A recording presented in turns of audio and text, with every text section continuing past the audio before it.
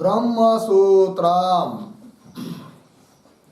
ब्रह्मसूत्र ग्रंथ में page number 241 और 241 पेज पर ऊपर से 6 नंबर की पंक्ति है भाष्य में। तो देखिए, पूर्वम जाठराग्नि प्रतीको जाठराग्नि उपाधिको वा परमेश्वरः उपास्यः इति उक्तम अंतः प्रतिष्ठितत्वादि अनुरोधेन। मिल गया? तो चलिए भाई, तो बात यह चल रही है कि प्रथमाध्याय द्वितीय पाद और द्वितीय पाद का यह सप्तम अधिकरण चल रहा है, जिस अधिकरण का नाम है वैश्वानराधिकरणम। और इस अधिकरण का विचार विषय वाक्य है विज्ञानम आत्मानं वैश्वानरम उपासते, अभिविज्ञानम आत्मानं इत्यादि। तो आत्मानं वैश्वानरम उपासते इत्य जो वाक्य है, यह इस अधिकरण का विचार विषय वाक्य है। अब इस अधिकरण में विचार किया जा रहा है कि इस वाक्य में आया हुआ पद जो वैश्वानर पद है, उस वैश्वानर पद का क्या अर्थ है। तो पूर्व पक्षी ने कहा था कि वैश्वानर पद का अर्थ जाठराग्नि है अथवा भूताग्नि है, अथवा अग्नि अभिमानी देवता है।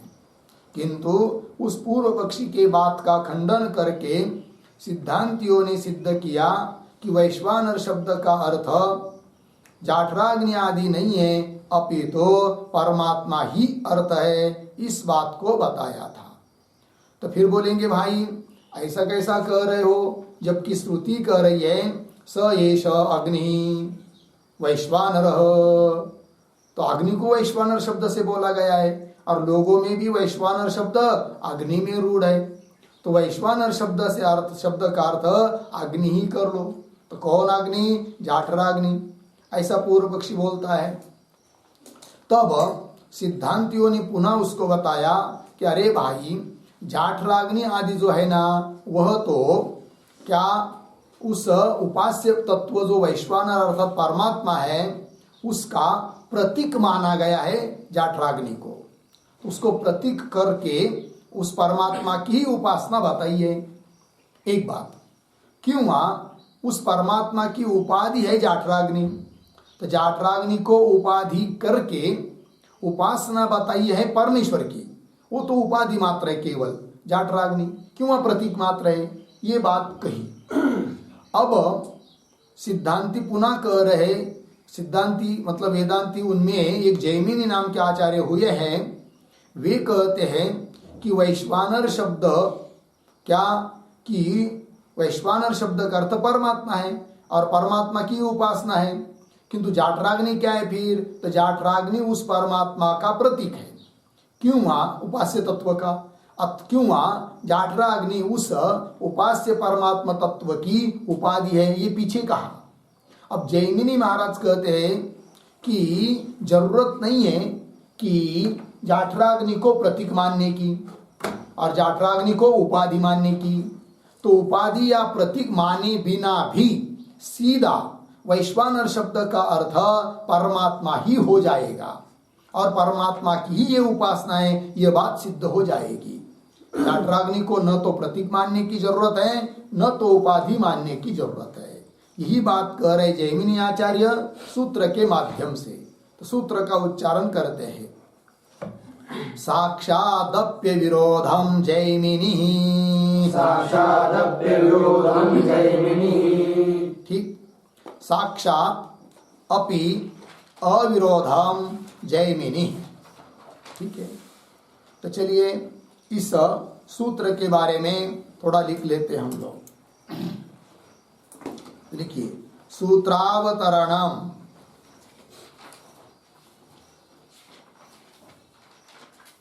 सूत्रावतरणम बराबर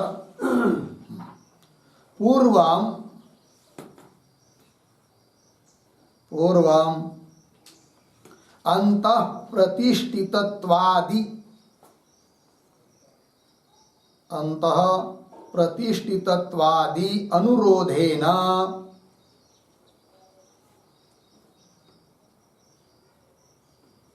अंतः प्रतिष्ठितत्वाद्यनुरोधेन जाठराग्नि प्रतीको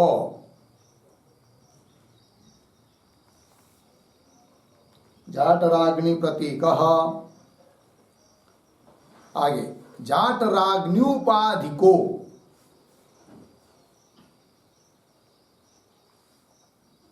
जाठराग्नि उपाधिकः वा परमात्मा उपास्यः वा परमात्मा उपास्यः इति उक्तम् इति उक्तम् पूर्णविराम इदानीं तु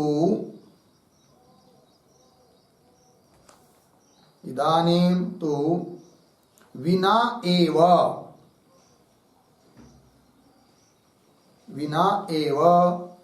प्रतीक उपाधि कल्पनाभ्याम प्रतीक उपाधि कल्पनाभ्याम साक्षात् अपि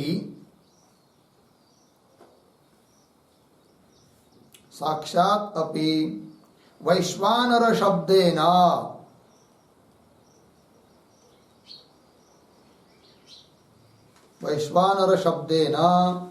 परमात्मा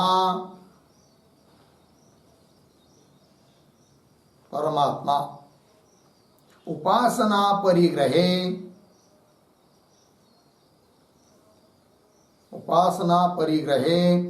विरोधाभावं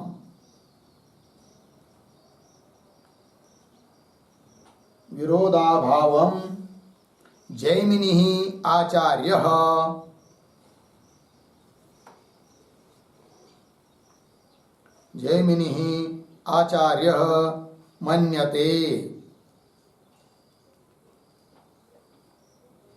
मन्यते इति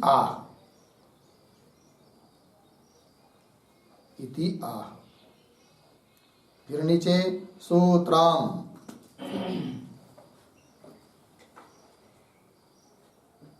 बराबर साक्षादप्य विरोधम जैमिनी 1:2:28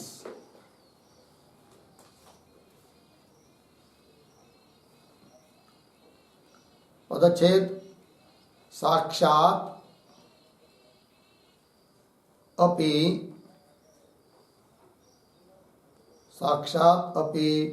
अविरोधम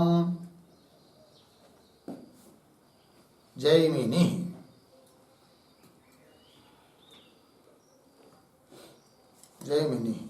पूर्णविराम नीचे पदार्थोक्ति ही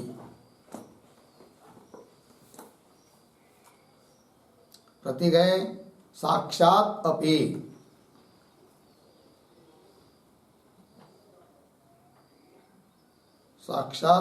बराबर जाठर रूप उपाधिम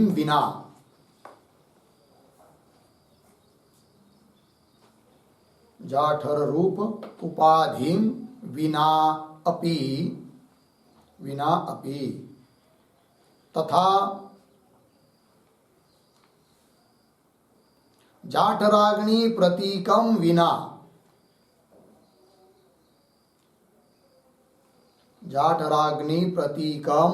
विना अपि ब्रह्मणि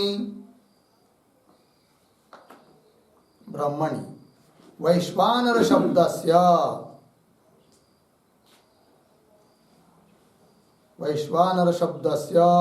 अविरोधम बराबर विरोधाभावम अस्ति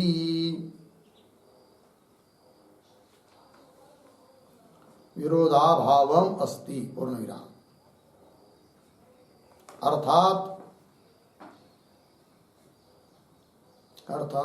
वैश्वानर शब्दस्य व्युत्पत्ति बलेन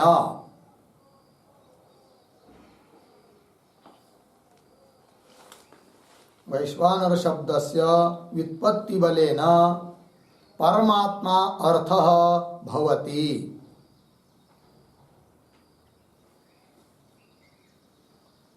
परमात्मा अर्थः भवति पूर्णविराम इति जैमिनि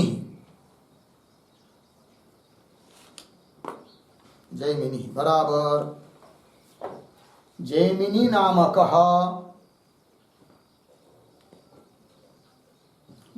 नामकः महर्षिः मन्यते।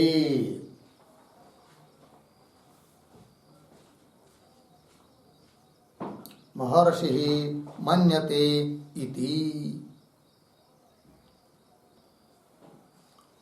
ठीक है, देखिए अर्थ।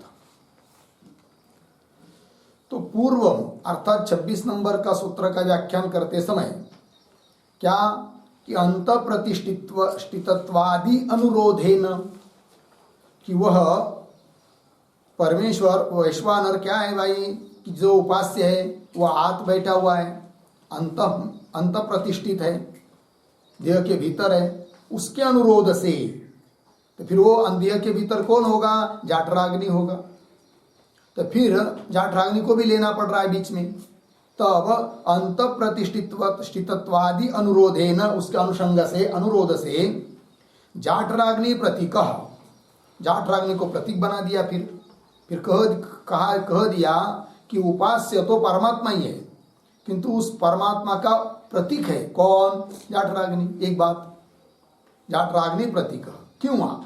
जाठराग्नि उपाधि का, जाठराग्नि है उपाधि परमात्मा की, तो उपाधि मात्र है केवल, उपास्य तो परमात्मा ही है, इस बात को बताया था। तो जाठराग्नि उपाधि को वा परमात्मा उपास्य इति उत्तम 26 के भाष्य में। अब इदानीं तो विना एव प्रतीक उपाधि कल्पनाभ्याम, अर्थात जाठराग्नि को न तो प्रतीक मानने की जरूरत है, न उपाधि मानने की जरूरत है। अर्थात प्रतीक और उपाधि की कल्पना के बिना भी साक्षात भी क्या वैश्वानर शब्द के द्वारा परमात्मा अर्थ करके वही उपास्य है कि नहीं? तो उपासना परिग्रह, उपासना का परिग्रह करेंगे, स्वीकार करेंगे तो कोई विरोध नहीं होता है। तो विरोधाभावम, विरोध नहीं है। इस प्रकार अब बोल रहे हैं कौन? जैमिनी आचार्य सूत्र के माध्यम से। तो वही सूत्र आया फिर, साक्षात अपि अविरोधम जैमिनी। तो पदार्थोक्ति में साक्षात अपि, साक्षात मतलब क्या? उपाधि और प्रतीक माने बिना, यह अर्थ। तो जाठर रूप उपाधि विना अपि तथा जाठराग्नि प्रतीकम विना अपि ब्रह्मणि, ब्रह्म में वैश्वानर शब्दस्य अविरोधम, वैश्वानर शब्द का ब्रह्म में, ब्रह्म अर्थ करने में कोई विरोध नहीं है, विरोधाभाव है, ये बात बता रहे हैं। अर्थात वैश्वानर शब्द से व्युत्पत्ति बलेना, वैश्वानर शब्द का ऐसा अब अर्थ बताएंगे, अर्थ करेंगे, व्युत्पत्ति करेंगे, योग अवयव का अर्थ बताएंगे कि जिसका अर्थ होगा परमात्मा। तो वैश्वानर शब्द से व्युत्पत्ति बलेना परमात्मा अर्थ भवति इति, इस प्रकार जैमिनी नाम के महर्षि, महान ऋषि मानते हैं। इस बात को बताया जा रहा है सूत्र के माध्यम से। ठीक है, तो सूत्र का व्याख्यान हुआ। अब इस सूत्र का भाष्य को देखिए। तो पूर्वाम मिल गया पंक्ति शुरू से। जाठराग्नि प्रतीको प्रतीक जाठराग्नि उपाधिक वा परमेश्वर उपास्य इति उक्तम अंतः प्रतिष्ठितत्वादि अनुरोधेन। लग गया? इतने का थोड़ा अन्वय कैसा पढ़ेंगे? पूर्वम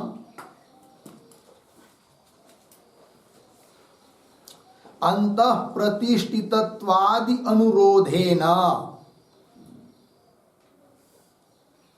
अंतः प्रतिष्ठितत्वादि अनुरोधेन। मिला क्या? नहीं, पीछे आइए, बीच वाला। जाठराग्नि प्रतीक जाठराग्नि उपाधिक वा परमेश्वर उपास्य इति उक्तम। ठीक है, पूर्व में 26 नंबर का भाष्य में, सूत्र के भाष्य में क्या कि अंत प्रतिष्ठित तत्व जो उपास्य है वैश्वानर, वो देह आदि के भीतर स्थित है, ऐसा जो कहा गया है श्रुति में, उसके अनुरोध से, उसके अनुषंग से क्या बात बताई गई कि जाट रागनी फिर क्या है? प्रतीक है, अथवा जाट रागनी उपाधि है, और जाट रागनी है उपाधि जिसका, ऐसा परमात्मा, कि वह जाट रागनी है प्रतीक जिसका, ऐसा कौन? परमात्मा परमेश्वर, वही उपास्य है। इस बात को बताया पीछे। जाट रागनी प्रतीक जाट रागनी उपाधि व परमेश्वर उपास्य इति उक्ता। ठीक, पीछे। अब क्या बता रहे फिर? इदानीम तो, अब तो क्या?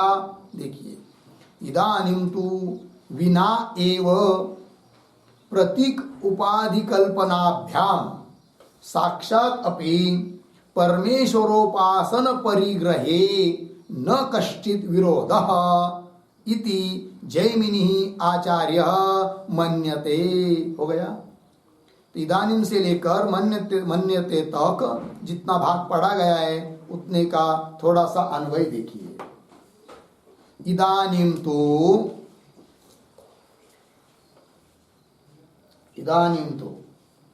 आगे साक्षात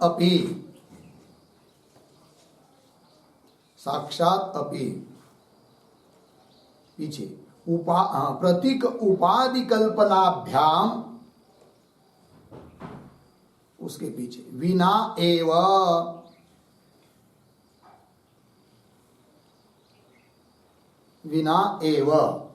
आगे परमेश्वरोपासन परिग्रहे, आगे सरल न कश्चित विरोधः इति जैमिनी आचार्य मन्यते।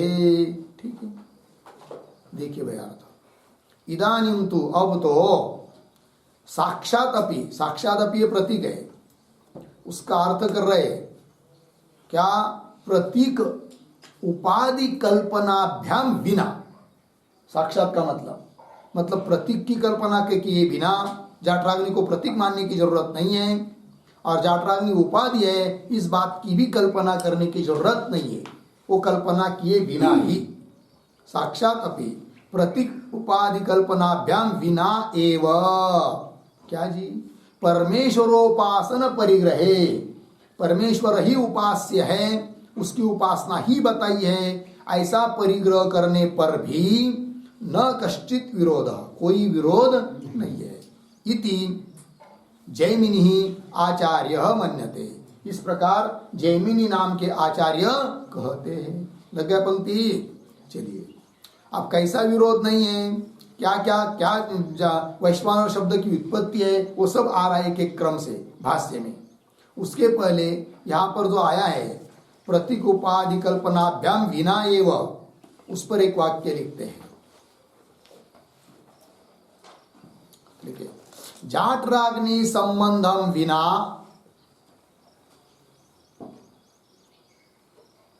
जाटराग्नि संबंधम विना वैश्वानर शब्देन, वैश्वानर शब्देन ईश्वरस्य उपास्यत्वे,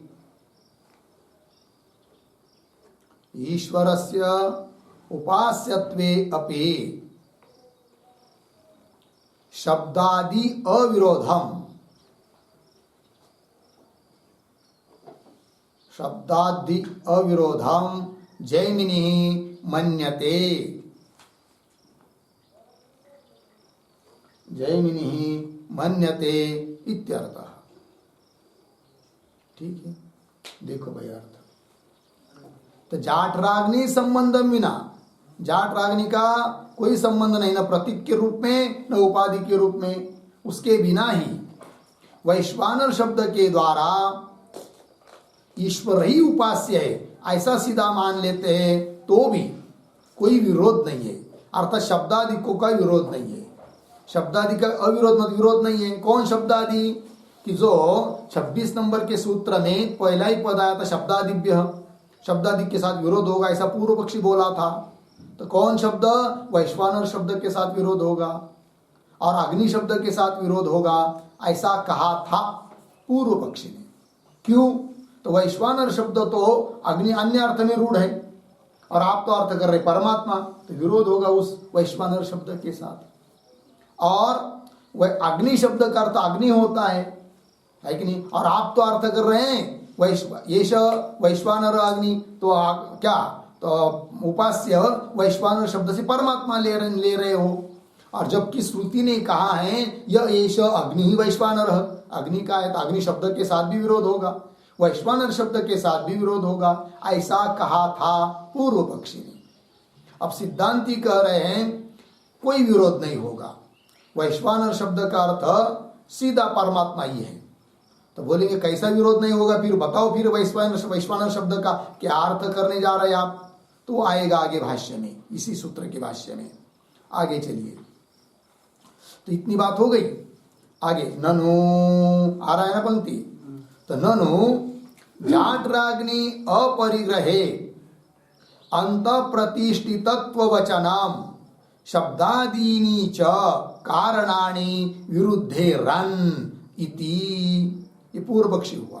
तो ननु इत्यादि पंक्ति जो चालू हुई है उस ननु के ऊपर लिखिए आक्षेप।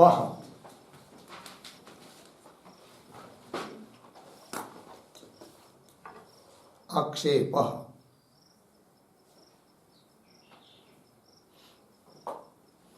हो गया जी, आक्षेप। तो पूर्व पक्षी आक्षेप कर रहा है, वो कहता है कि जाठराग्नि अपरिग्रह, मतलब वैश्वानर शब्द का अर्थ जाठराग्नि नहीं करेंगे तो, परिग्रह करना स्वीकार करना, अपरिग्रह मतलब स्वीकार नहीं करेंगे तो, किस शब्द से, वैश्वानर शब्द से। वैश्वानर शब्द का अर्थ यदि जाठराग्नि है ऐसा स्वीकार नहीं करोगे तो पंक्ति देखिए, जाठराग्नि अपरिग्रहे, तब क्या होगा, अंत प्रतिष्ठितत्व वचनाम, इसके साथ विरोध होगा। पहली बात मतलब वहां कहा है कि जो वैश्वानर उपास्य है वो अंत प्रतिष्ठित है, पुरुष के शरीर में भीतर है। फिर शरीर के भीतर परमात्मा कैसा भाई, शरीर के भीतर तो जठराग्नि है, अतः अंत प्रतिष्ठितत्व वचन के साथ विरोध होगा। कब, जाठराग्नि अपरिग्रही, जाठराग्नि अपरिग्रही मतलब वैश्वानर शब्द का अर्थ जाठराग्नि नहीं लेंगे तो अंत प्रतिष्ठितत्व इस वचन के साथ विरोध होगा, ये बोल रहा है पूर्व पक्षी। और शब्दादीनि, शब्दादीनि मतलब वैश्वानर शब्द, अग्नि शब्द इत्यादि शब्दों के साथ भी क्या होगा, विरोध होगा। कौन कह रहा है, पूर्व पक्षी। और कब विरोध होगा ऐसा बोल रहा है वो, जाठराग्नि अर्थ नहीं करेंगे तो, किस शब्द का, वैश्वानर शब्द का। तो शब्दादीनि च कारणानि विरुद्धे रन, वो उनके साथ विरोध होगा। इति, ऐसा यदि पूर्व पक्षी बोलता है तब सिद्धांती बोल रहे अत्र उच्यते, ठीक है। तो अत्र उच्यते इसके ऊपर लिखिए समाधानम,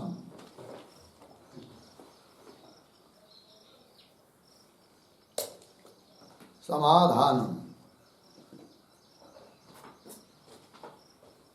चलो भाई आगे सिद्धांती उत्तर दे रहे हैं, अंत प्रतिष्ठितत्व वचनम तावत न विरुद्धते। अब एक एक बात को कह रहे हैं, तो पूर्व पक्ष ने दो बताए, दो कारण विरोध होगा। किन किन के साथ विरोध कहा पूर्व पक्ष ने, अभी अंत प्रतिष्ठितत्व वचन, इसके साथ विरोध होगा एक बात, और दूसरा शब्दादीनि, शब्दादिकों के साथ विरोध होगा, ये बोल रहा है कौन, पूर्व पक्षी।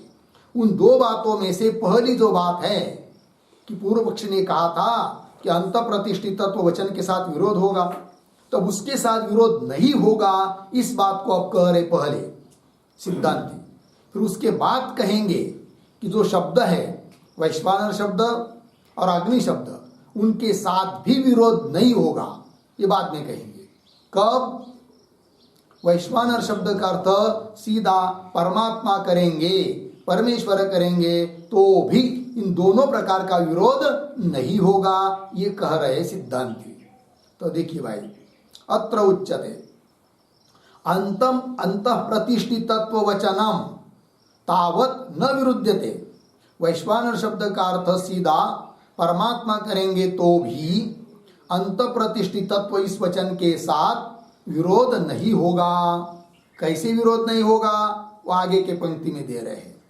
न ही इह पुरुषविदम पुरुषे अंत प्रतिष्ठितम वेद इति मिला इति जाठराग्नि अभिप्रायेन इदम उच्यते। ठीक है ना। तो उच्यते वाक्य के आरंभ में जो आया ना उसका अन्वय उच्यते के साथ है, तो न उच्यते ये हो जाएगा। ठीक है ना, इतना ही अन्वय है। इस वाक्य के आरंभ में जो पद आया है न, उसका अन्वय है, संबंध है उच्यते के साथ। तो क्या बनेगा फिर, न उच्यते। तो वाक्य क्या बना फिर, पुनः पढ़ता हूं। ही, क्योंकि तो ही क्यों विरोध नहीं होगा, अंत प्रतिष्ठितत्व वचन के साथ विरोध नहीं होगा। क्यों नहीं होगा वो बता रहे। ही क्योंकि इह, इस श्रुति में, कौन श्रुति, पुरुषविदम पुरुषे अंत प्रतिष्ठितम वेद। ठीक है ना। पुरुषविदम पुरुष जैसा, पुरुष सदृश, और पुरुष के भीतर, पुरुषे अंत प्रतिष्ठितम पुरुष के भीतर स्थित ऐसे जो तत्व है, उस तत्व को जो वेद जानता है अर्थात उपासना करता है कि नहीं। तो अंत प्रतिष्ठित तत्व होता है यहाँ पर, तो उसके साथ विरोध नहीं होगा। सीधा वैश्वानर शब्द का अर्थ जाठराग्नि न करके परमात्मा करेंगे तो भी विरोध नहीं होगा। कैसे, एक एक बात देखिए। ही यह पुरुषविदम पुरुषे अंत प्रतिष्ठितम वेद इति जाठराग्नि अभिप्रायेन, यह जो वचन है श्रुति वचन, पुरुषे अंत प्रतिष्ठितम पुरुष के भीतर स्थित है, तो यह वचन जाठराग्नि अभिप्राय से नहीं बोला गया है कि नहीं। वो यह वचन ये नहीं कहना चाहता कि पुरुष के अंदर स्थित है कौन, जाठराग्नि। जाठराग्नि को बता रहा है यह वचन, ऐसा अर्थ इस बात को बताने के लिए यह श्रुति वचन नहीं है। इसलिए है भाई, तो बता रहे हैं, पंक्ति देखिए। इति जाठराग्नि अभिप्रायेन इदम न उच्यते। इदम श्रुति वचन, यह श्रुति वचन, इदम का अर्थ क्या, यह श्रुति वचन अभी अभी दिया हुआ, पुरुषविदम पुरुषांत प्रतिष्ठितम वेद इति जाठराग्नि प्रायेण इदम न उच्यते। बोलेंगे क्यों, जाठराग्नि के अभिप्राय से नहीं बोला गया है, तो बता रहे, हेतु दे रहे। तस्य अप्रकृतत्वात् एक, असंशब्दितत्वाच्च दो, ये दो हेतु। ठीक है ना। तो देखो भाई, तस्य, तस्य शब्द का अर्थ लिखिए, तस्य जाठरस्य, तस्य मतलब जाठरस्य। अप्रकृतत्वात्, अप्रकृतत्वात् का अर्थ करिए अप्रकरणत्वात्। अप्रकरणत्वात् तो मतलब क्या हुआ कि यह जो प्रकरण है श्रुति यहां, यह प्रकरण जाठराग्नि का है ही नहीं है। यदि जाठराग्नि का प्रकरण होता तो पुरुषे अंत प्रतिष्ठितम इस शब्दों से पुरुष के देह के भीतर स्थित के रूप में जाठराग्नि को लेते, किंतु उसका प्रकरण नहीं है। ठीक है। और असंशब्दितत्वाच्च, ठीक है ना, मतलब उस जाठराग्नि का वाचक कोई पद भी वहां पर नहीं है, उपपद नहीं है वहां पर। इससे सिद्ध होता है क्या कि यह वचन, कौन सा वचन, पुरुषविदम पुरुषे अंतः प्रतिष्ठितम वेद, यह वचन जाठराग्नि के अभिप्राय से नहीं है। बात समझ में आ रही कि नहीं। यदि वहां पर जाठराग्नि को बताने वाला कोई उसके जैसा पद होता, उसका वाचक कोई उपपद होता, पास में पद पड़ा हुआ होता, तब तो हम मानते कि यह श्रुति वचन जाठराग्नि के अभिप्राय से है करके, किंतु उस प्रकार का कोई वचन वहां पर नहीं है, ये कह रहे। ठीक है ना। चलो भाई, तस्य अप्रकृतत्वात्, अप्रकृतत्वात् का अर्थ लिखा क्या, अप्रकरणत्वात्, और आगे आया है असंशब्दितत्वाच्च, उसका भी अर्थ लिखिए। तस्मिन् प्रकरणे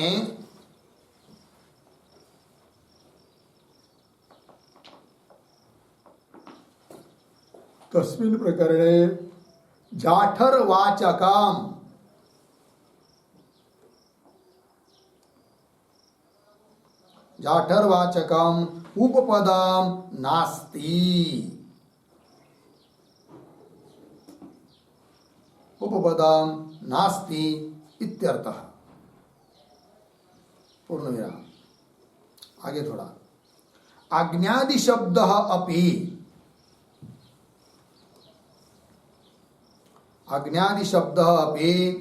न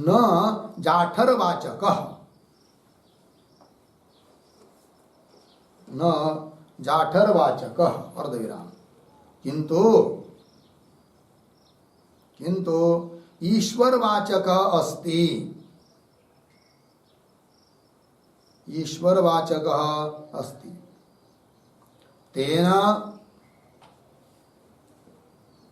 तेन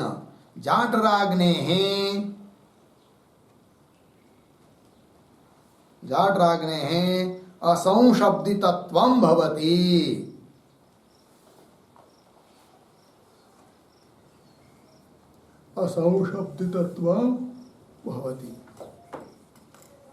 अर्थ देखिए भाई, तत्र जहाँ ये उपासना का प्रकरण आया है वहां पर जाठर का वाचक कोई उपपद भी नहीं है, जिससे कि वैश्वानर शब्द का भी अर्थ जाठराग्नि करना पड़े। कोई उपपद नहीं है। लग गई एक बात। बोलेंगे भाई अग्निपद तो है ना, भले और कोई पद नहीं है, किंतु अग्निपद है, क्योंकि वहां पर एक वाक्य है स एष अग्नि वैश्वानर। तो अग्निपद से जाठराग्नि लेने को क्या दिक्कत है आपको? तब बता रहे अग्नि शब्द अग्नि शब्द तो है, किंतु वह भी जाठर का वाचक नहीं है। क्यों? तो बता रहे अज्ञादि शब्द अपि न जाठरवाचक, किंतु फिर ईश्वरवाचक भवति। ईश्वर का वाचक है कौन? जाठराग्नि अग्निपद। पूर्व पक्षी क्या कर रहे हैं कि जाठर का वाचक कोई, सिद्धांति ने क्या कहा कि उस प्रकरण में जाठराग्नि का वाचक कोई पद भी नहीं है। तो पूर्व पक्षी बोलेगा अग्निपद है ना, है कि नहीं, उससे उसका अर्थ कर लो जाठराग्नि। तब सिद्धांति कह रहे क्या कि अग्नि शब्द भी जाठर का वाचक नहीं है।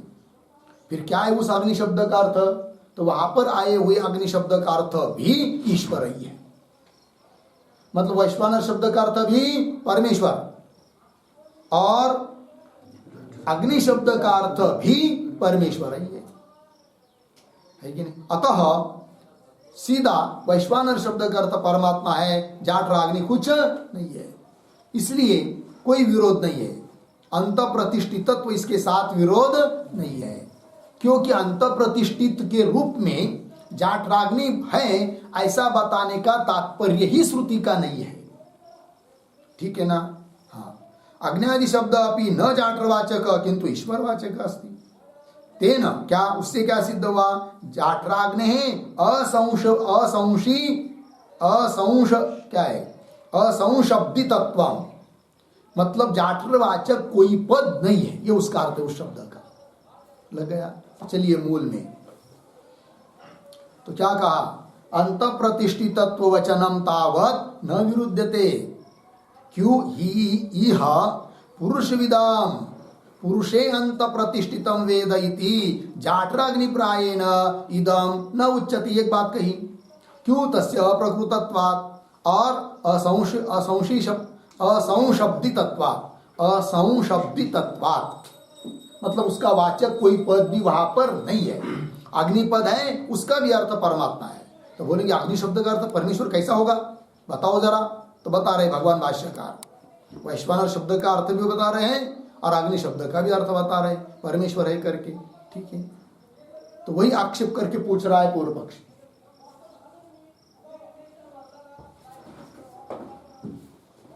कथम तर्री,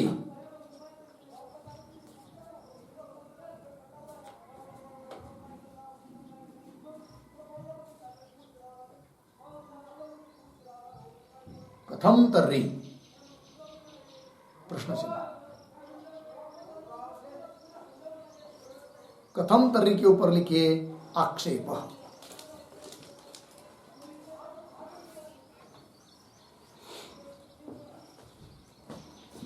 कथम तर्री के ऊपर लिखिए आक्षेप।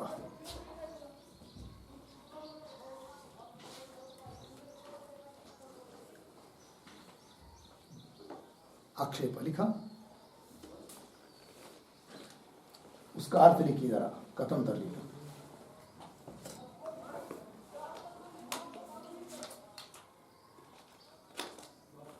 उदाहरण चिन्ह में पुरुष विधाम, पुरुष विधाम पुरुषे अंत प्रतिष्ठितम वेद।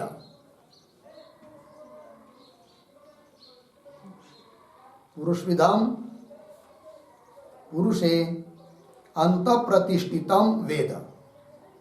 उदाहरण चिन्ह पर इत्यत्र उक्तम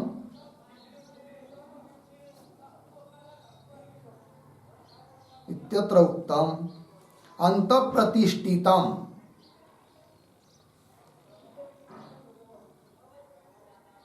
अंत प्रतिष्ठितम जाठराग्नि अभिप्रायेण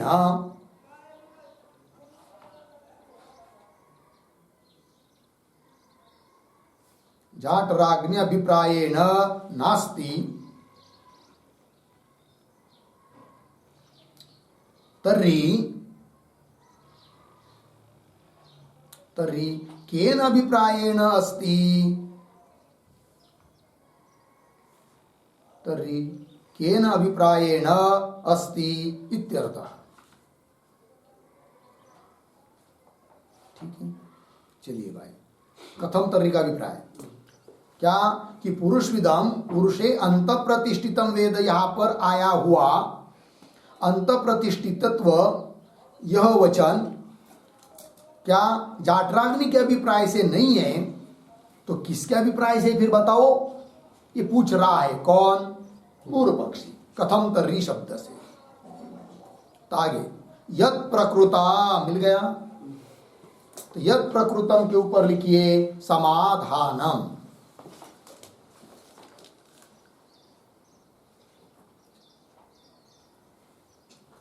समाधान। तो आइए उत्तर दे रहे हैं, किस अभिप्राय से वो वचन है इस बात को बता रहे हैं। यत् प्रकृतम मूर्धादि चुबुकांतेषु पुरुषावयवेषु पुरुषविधत्वं कल्पितम तद अभिप्रायेण इदम उच्यते। ठीक है, पुरुषविदम पुरुषे अंत प्रतिष्ठितम वेद इति। तो जाठराग्नि के अभिप्राय से नहीं तो किस अभिप्राय से है उस बात को कह रहे हैं। ठीक है, तो पंक्ति देखिए, यत् प्रकृतम, जो प्रकृत है, क्या प्रकृत है तो मूर्धादि चुबुकांतेषु पुरुष अवयवेषु। मूर्धा सिर, चुबुक ठोड़ी, तो मूर्धा से लेकर चुबुक तक जितने भी पुरुष के अवयव हैं उन पुरुष के अवयवों में पुरुष विधत्वम, ठीक है ना, पुरुष विधत्व मतलब पुरुष सदृशत्व कल्पित है। ठीक है, तो यत् प्रकृतम मूर्धादि चुबुकांतेषु पुरुष अवयवेषु, पुरुषों के अवयवों में जो पुरुष विधत्वम कल्पितम, पुरुष सदृशत्व की कल्पना की गई है, तद अभिप्रायेण, उस अभिप्राय से इदम उच्यते। ठीक है ना, क्या कि पुरुष विदम पुरुषे अंत प्रतिष्ठितम वेद इति, ये कहा है। मतलब कैसा, जरा थोड़ा स्पष्ट नहीं हुआ तो दृष्टांत देखकर बता रहे हैं आगे के पंक्ति में। उसके पहले भी यहां पर जो बीच में आया उच्यते इत्यादि के ऊपर लिखिए एक टिप्पणी लिखते हैं। इदम अंतः प्रतिष्ठित, इदम अंतः प्रतिष्ठितत्वम,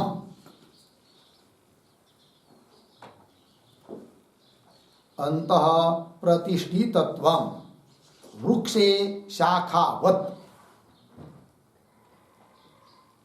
वृक्षे शाखावत, नखाति शिखांत, नखादि शिखांत अवयव समुदायात्मक, अवयव समुदायात्मक पुरुष शरीरे,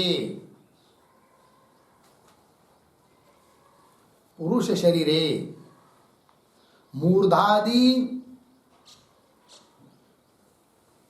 मूर्धादि चुबुकांतांगानि, चुबुकांत अंगानि,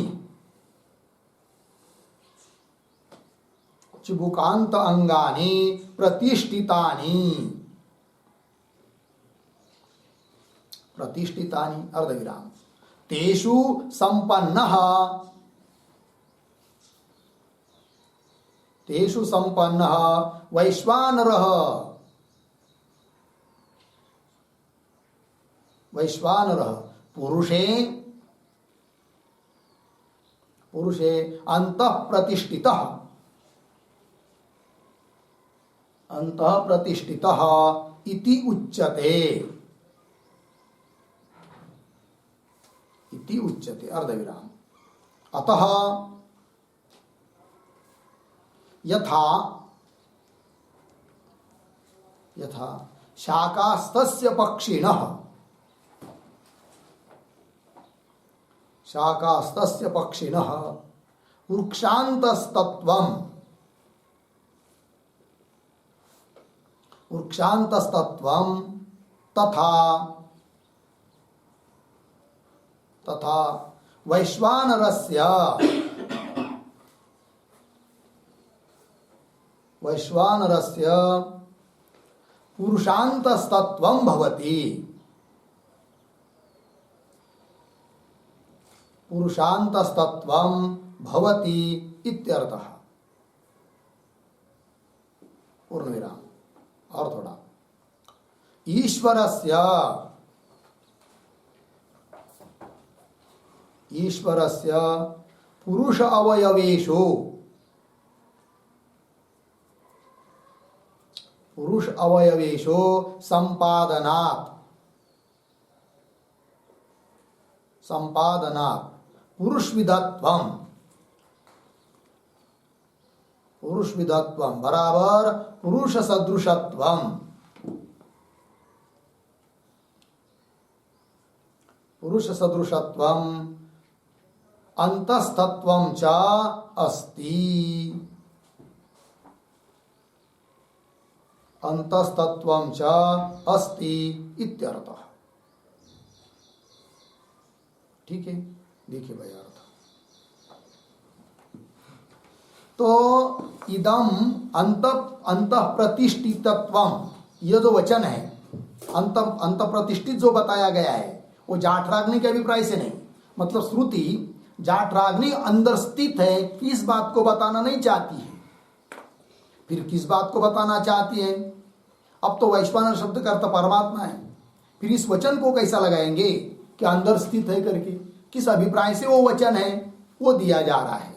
तो इदम अंत प्रतिष्ठितत्वम कैसा है? वो वृक्षे शाखावत, जैसे वृक्ष होता है उसमें बहुत सारी शाखा होती है, तो शाखा लगी हुई है वृक्ष में, ठीक है ना।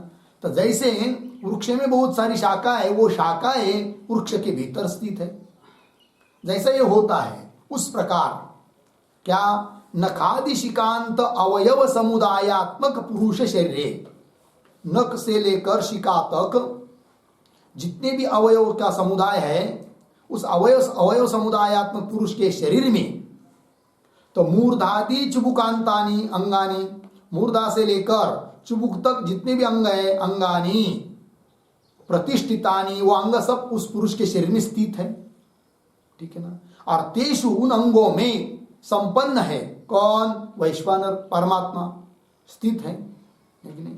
तो संपन्न वैश्वानर, इसलिए कहा गया कि पुरुषे अंत प्रतिष्ठित, पुरुष के भीतर स्थित है।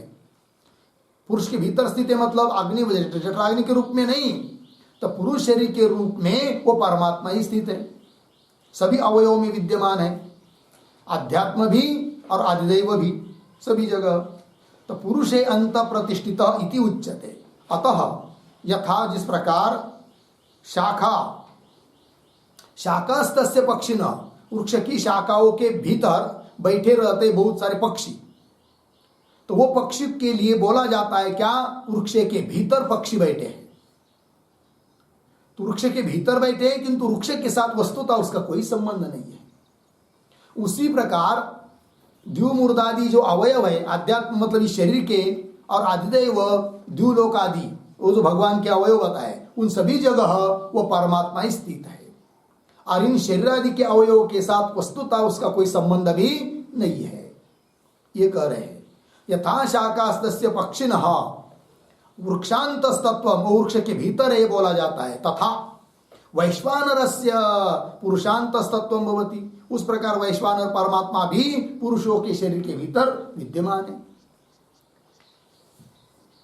तेषु संपन्न वैश्वानर पुरुषे, इसलिए पुरुष में अंत प्रतिष्ठित है वैश्वानर, ये बोला जाता है। वही लिखा, तेषु संपन्न वैश्वानर पुरुषे अंत प्रतिष्ठित इति उच्यते।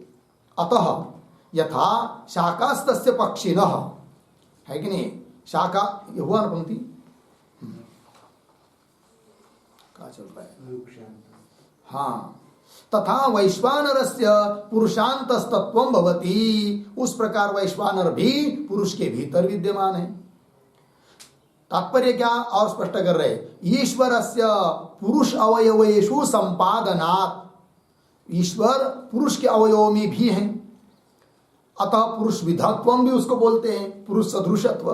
तो पुरुष विधत्वम नाम पुरुष सदृशत्वम और अंतस्थित है, ये दोनों बात पुरुष के जैसा है और पुरुष के भीतर बैठा है परमात्मा के लिए भी ये बात घट जाती है। उस परमात्मा के उद्देश्य से ही वो अंत प्रतिष्ठित तत्व बताया है, न कि जाट रागनी के अभिप्राय से।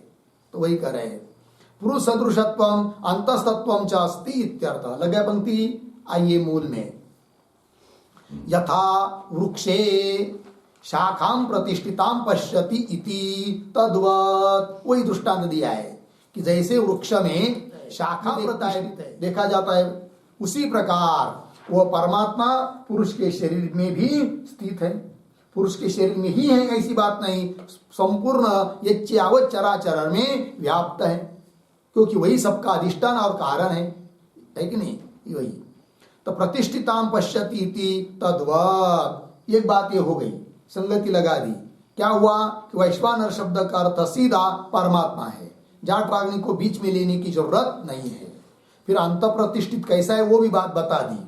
अब वैश्वानर शब्द का अर्थ परमात्मा कैसा है वो बताना है। उसके पहले और एक बात बता रहे, सूत्र का थोड़ा सा और अर्थ कर रहे हैं, क्या कि अंत प्रतिष्ठित है, इसका एक अर्थ तो बता दिया, ईश्वर पुरुष के सभी अवयवों में स्थित है। अब दूसरी रीति से बता रहे हैं कि जो साक्षी है चैतन्य, वो सबके शरीर में स्थित है, विद्यमान है। इस दृष्टि से बताया गया है कि अंत प्रतिष्ठित है करके, वही कह रहे अथवा इत्यादि पंक्ति से। तो देखिए भाई, अथवा तो अन्य पक्ष बता रहे हैं। तो देखो भाई, अथवा यह प्रकृत परमात्मा, जो प्रकृत परमात्मा है, जिसका प्रकरण चल रहा है वैश्वानर की उपासना करने के लिए, तो यह प्रकृत परमात्मा आध्यात्मम आदिदैवतम च पुरुष विधत्व उपाधि तस्य यत् केवलम साक्षी रूपम तद अभिप्रायेण इदम उच्यते। क्या पुरुष विदम पुरुषे अंत प्रतिष्ठितम वेद इति, ये कहा गया है। इसकी संगति दूसरे तरह से लगा रहे हैं। अथवा यह प्रकृत परमात्मा अध्यात्मम आदिदैवतम, अध्यात्म और आदिदैवत कर गए थे ना शब्द। तो आदिदैवत के लिए बताया था क्या, तो विराट स्वरूप यह आदिदैवत है, और अध्यात्म मतलब उपासक जो पुरुष, उसका मूर्धादि से लेकर चुबुक तक जितने भी अंग अवयव है वे हुआ अध्यात्म। तो अध्यात्म और आदिदैवत ये दोनों। अथवा यह प्रकृत परमात्मा अध्यात्मम अधिदैवतम च पुरुष विधत्व उपाधि, है कि नहीं, अध्यात्म उपाधि, आदिदैवत उपाधि, पुरुष विदत्वम विदत्व उपाधि, ये तीन उपाधि से युक्त जो परमात्मा बताया गया है। वैश्वानर शब्द का अर्थ जो प्रकृत है, ठीक है ना, तो उसका भी केवल शुद्ध रूप लेना है, उपाधि से रहित साक्षी, वही कह रहे। अथवा यह प्रकृत परमात्मा अध्यात्मम, आगे उपाधि पद आया ना, उन सबके साथ सब तीनों पदों का उसके साथ अन्वय है। अध्यात्मम अधिदैवतम पुरुष विधत्व उपाधि, अध्यात्म उपाधि जो विराट स्वरूप है, नहीं, अध्यात्म उपाधि जो उपासक के शरीर के अवयव है, आदिदैवत जो विराट का स्वरूप है, और पुरुष विधत्व मतलब पुरुष सदृशत्व, ये उपाधि तस्य परमात्मनः यत् केवलम, उस परमात्मा का, कि जिस परमात्मा की तीनों उपाधि है, उस परमात्मा का जो केवल साक्षी रूप है चैतन्य, तद अभिप्रायेण इदम उच्यते, उस अभिप्राय से वाक्य है, श्रुति वाक्य है। कौन सा? पुरुष विधम पुरुषे अंत प्रतिष्ठितम वेद इति, ये बात हो गई। तो यहां पर पद आया है अध्यात्मम अधिदैवतम, उसके ऊपर एक वाक्य छोटा सा देखिए, अध्यात्मम बराबर, अध्यात्मम बराबर मूर्धादि चिबुकांतम, मूर्धादि चुबुकांतम अर्धविराम, अधिदैवम बराबर बराबर द्युमूर्धैव सुतेजा इत्यादि रूपम, इत्यादि रूपम, हाँ, द्युमूर्धैव सुतेजा इत्यादि रूपम अर्धविराम, पुरुष विधत्वम बराबर पुरुष सदृशत्वम, पुरुष सदृशत्वम उपाधि यस्य, उपाधि यस्य सह परमात्मा, सह परमात्मा, ठीक है। फिर आगे आया है मूल में तस्य परमात्मनः, बात आ जाएगी, ठीक। तो अध्यात्म आदिदेव और पुरुष सदृशत्व, यह है उपाधि जिसकी, ऐसा जो परमात्मा, तस्य मूल में आई है, यत् केवलम साक्षी रूपम, मतलब उपाधि से रहित, जो केवल, केवल शब्द का अर्थ है उपाधि रहित, उसका जो केवल अर्थ उपाधि रहित साक्षी स्वरूप है, साक्षी रूपम। अब वो साक्षी चैतन्य तो सब जगह विद्यमान है, वो चैतन्य ये ब्रह्म है, तो अध्यात्म में भी है, अधिदैव में भी है, और पुरुष के सभी अंगों में है, अतः पुरुष विधत्व भी उसमें संघटित हो जाता है। उस अभिप्राय से कहा गया है अंत प्रतिष्ठित, अंत प्रतिष्ठित्व, वही कहा साक्षी रूपम। तद अभिप्रायेण इदम उच्यते, क्या उच्यते, क्या बोलते हैं, पुरुष विदम पुरुषे अंत प्रतिष्ठितम वेद, पुरुष के जैसा और पुरुष के भीतर अंत प्रतिष्ठित है, अंत मतलब मध्य में, अर्थात साक्षी रूप में स्थित है वेद इति, ये हो गया, लग गया जो अर्थ। अब रह गई बात अंत प्रतिष्ठित, अंत प्रतिष्ठितत्व के साथ विरोध नहीं है, ये इस बात को सिद्ध किया। अब शब्दादिक के साथ भी विरोध नहीं होगा, ये जो कहा था उसकी सिद्धि करना है आगे के पंक्ति से। मतलब वैश्वानर शब्द का अर्थ जाठराग्नि, और क्या जाठराग्नि को नहीं लेंगे, परमात्मा अर्थ करेंगे, और न जाठराग्नि को प्रतीक मानकर, न उपाधि मानकर ग्रहण करेंगे, सीधा वैश्वानर शब्द का अर्थ परमात्मा करेंगे, तो भी दोनों बात के लिए विरोध नहीं है, ये कहा था।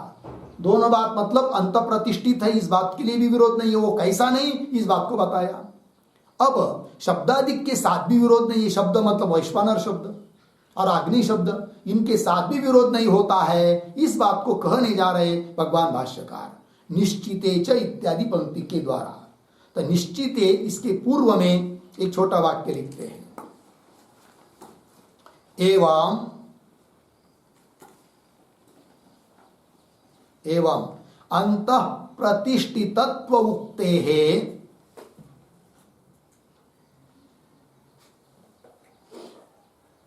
अंतः प्रतिष्ठितत्व उक्ते है परमात्म पक्षे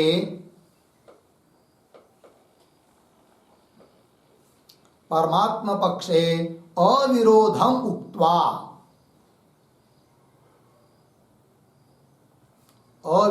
उक्त्वा वैश्वानर शब्दस्य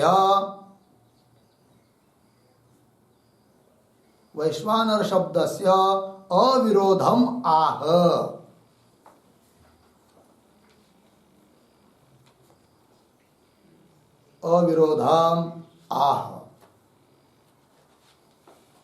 ठीक है, निश्चिते इति।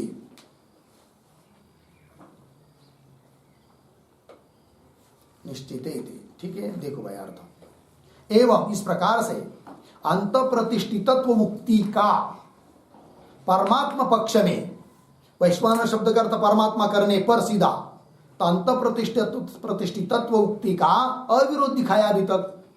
अब उसका अविरोध दिखाकर वैश्वानर शब्द के साथ भी विरोध नहीं है, अविरोध है, इस बात को कह रहे हैं निश्चिते इत्यादि पंक्ति के द्वारा।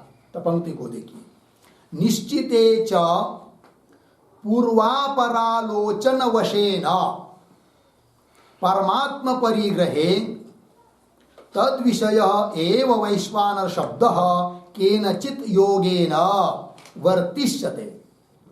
मिल गया थोड़ा अन्वय, एक शब्द छोड़कर च, वहां से पकड़ेंगे। च पूर्वापर आलोचन वशेन परमात्म परिग्रहे, पीछे निश्चिते, हो गया इतना। फिर आगे थोड़ा सा, वैश्वानर शब्द केनचित योगेन, पीछे तद विषय एव वर्तिष्यते, तद विषय एव वर्तिष्यते। देखो भाई अर्थ,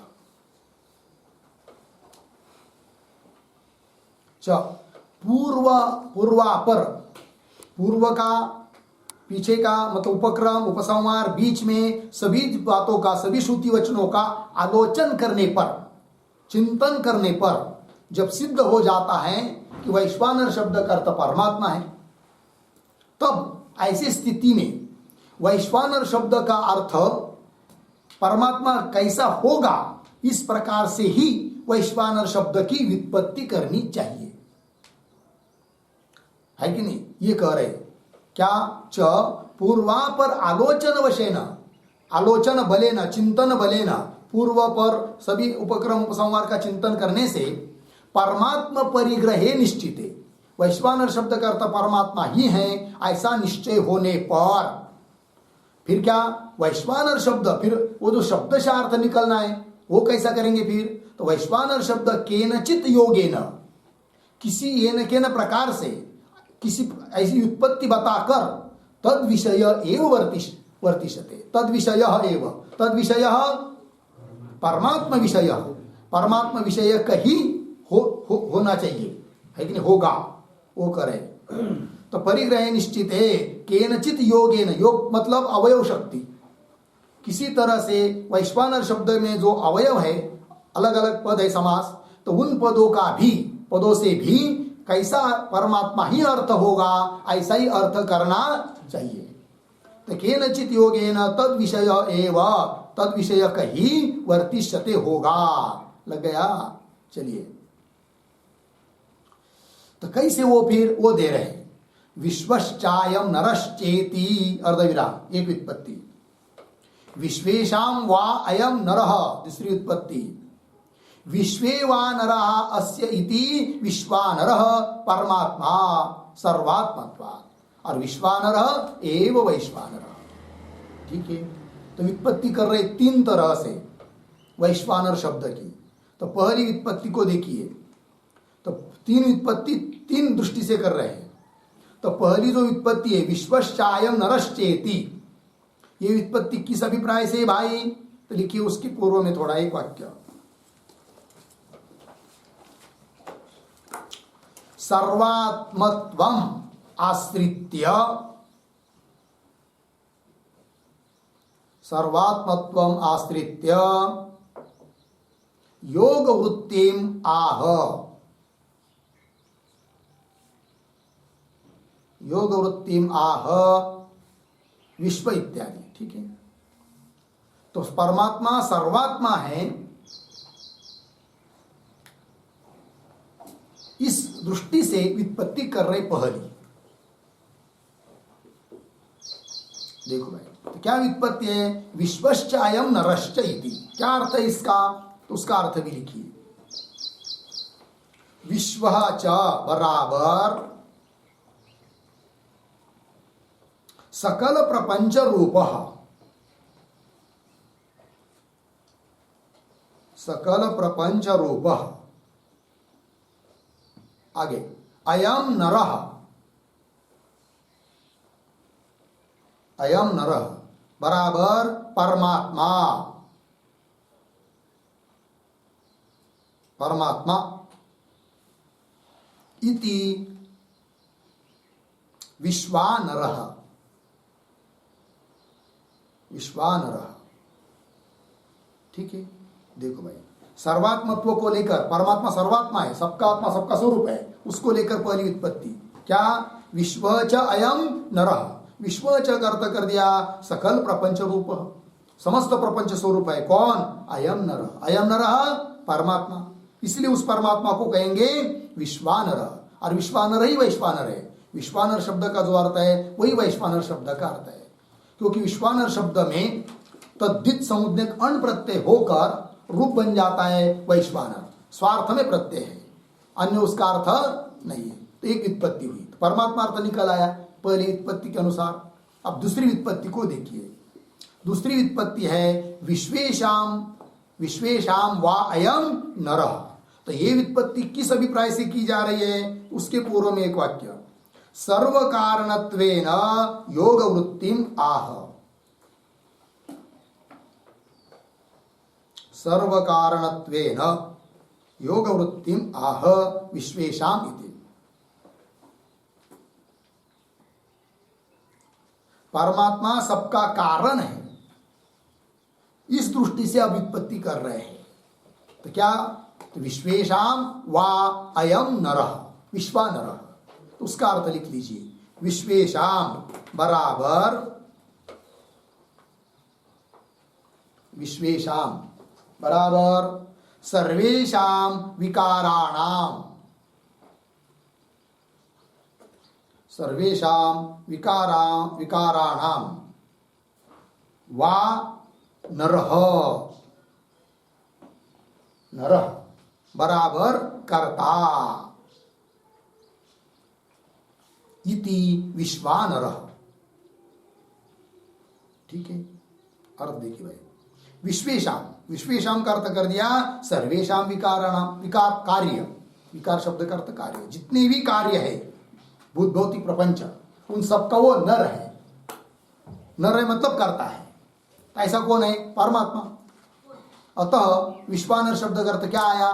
परमात्मा आया, है कि नहीं? इस व्युत्पत्ति के बल पर आगे चलिए, और एक व्युत्पत्ति, विश्वे वा नराः अस्य इति विश्वानरः।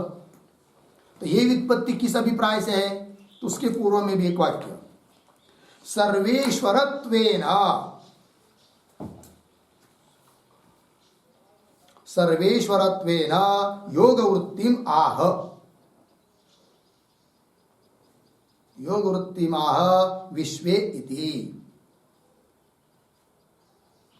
ठीक है जी, चलिए भाई, अब परमात्मा सर्वेश्वर है, सबका नियामक है, इस अभिप्राय से विश्वानर शब्द की व्युत्पत्ति कर रहे हैं। क्या व्युत्पत्ति कर रहे हैं? तो विश्वे वा नराः अस्य, ये व्युत्पत्ति है। क्या अर्थ है इसका? इसका भी अर्थ लिख लीजिए, विश्वे बराबर सर्वे, विश्वे बराबर सर्वे। आगे नराः बराबर जीवाः, जीवाः। अस्य आत्मत्वेन, आत्मत्वेन नियम्यत्वेन वा, नियम्यत्वेन वा सन्ति इति विश्वानरः इति विश्वानरः। ठीक है जी, चलो भाई।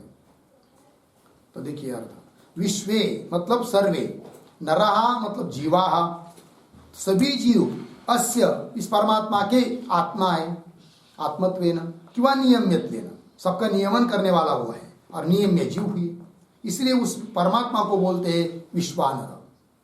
क्यों? सबका नियमन करता है। तो तीन दृष्टि से तीन व्युत्पत्ति बताई। पहली व्युत्पत्ति बताई सर्वात्मत्व को लेकर, दूसरी व्युत्पत्ति बताई सर्व सबका वो कारण है इस बात को लेकर सर्व कारणत्वेन, और तीसरी व्युत्पत्ति बताई क्या? सर्वेश्वरत्व, इस हिसाब से बताइए। और नर शब्द का पहली व्युत्पत्ति में अर्थ किया परमात्मा, दूसरी व्युत्पत्ति में अर्थ हुआ कर्ता, और तीसरी व्युत्पत्ति में अर्थ हुआ जीव। ठीक है, कुल मिलाकर तीनों भी व्युत्पत्ति के आधार पर विश्वानर शब्द का अर्थ होता है परमात्मा। ठीक है, वही दे रहे, आगे चलिए। वानरः अस्य इति विश्वानरः, परमात्मा, विश्वानर का अर्थ करते हैं परमात्मा, सर्वात्मत्व, सबका वो आत्मा है। और विश्वानरः एव वैश्वानरः, जो विश्वानर है ना वही वैश्वानर है। ठीक है ना? क्यों? तद्धितार्थ, तद्धित अनन्यार्थ, तद्धित प्रत्यय जो हुआ है यहाँ पर वो अनन्य अर्थ में, न अन्य अर्थ, अनन्य अर्थात स्वार्थ, स्वार्थ में तद्धित प्रत्यय हुआ है। मतलब विश्वानर शब्द का जो अर्थ है वही वैश्वानर शब्द का अर्थ है। तो विश्वानर शब्द का अर्थ परमात्मा है, अर्थात वैश्वानर शब्द का अर्थ परमात्मा हुआ। लग गया इतना? अब एक प्रश्न आएगा कि भाई विश्व शब्द है, विश्व नर, तो विश्वा कैसा बन गया, दीर्घ कैसा हुआ? तो उसके लिए भी एक सूत्र आता है, नरे संज्ञायाम, ऐसा, उससे दीर्घ हुआ है। तो क्या बात है? तो ये जो आया है ना तद्धित अनन्यार्थ, और उस है कि नहीं, तो उसके ऊपर एक टिप्पणी लिख लेते हैं थोड़ी सी। ठीक है, और दृष्टांत दिया है आगे, राक्षस वायसादिवत, ये दो दृष्टांत है। मतलब राक्षस और वायस, यहां पर भी तद्धित संज्ञक अण प्रत्यय हुआ है मूल में रक्षस शब्द, रक्षस शब्द को अण प्रत्यय हुआ, आदि अच को वृद्धि हुई तो राक्षस बना। तो जो रक्ष है वही राक्षस है, जो वयस है वही वायस है। जैसे वहां पर अन्य अर्थ नहीं है, उसी प्रकार विश्वानर शब्द का जो अर्थ है वही अर्थ वैश्वानर शब्द का है। वही कहा तद्धित अनन्यार्थ, राक्षस वायसादिवत। हो गया जी, समय हुआ तो कल करते, वो भी टिप्पणी लिखाएंगे। और अग्नि शब्द की व्युत्पत्ति अभी बतानी बाकी है। अग्नि शब्द का अर्थ भी परमात्मा है, उसका भी विचार बाकी है, तो वो सब आगे का थोड़ा सा बाकी है, वो कल करते। ओम पूर्णमदः पूर्णमिदं पूर्णात् पूर्णमुदच्यते पूर्णस्य पूर्णमादाय पूर्णमेवावशिष्यते। ओम शांति शांति शांति।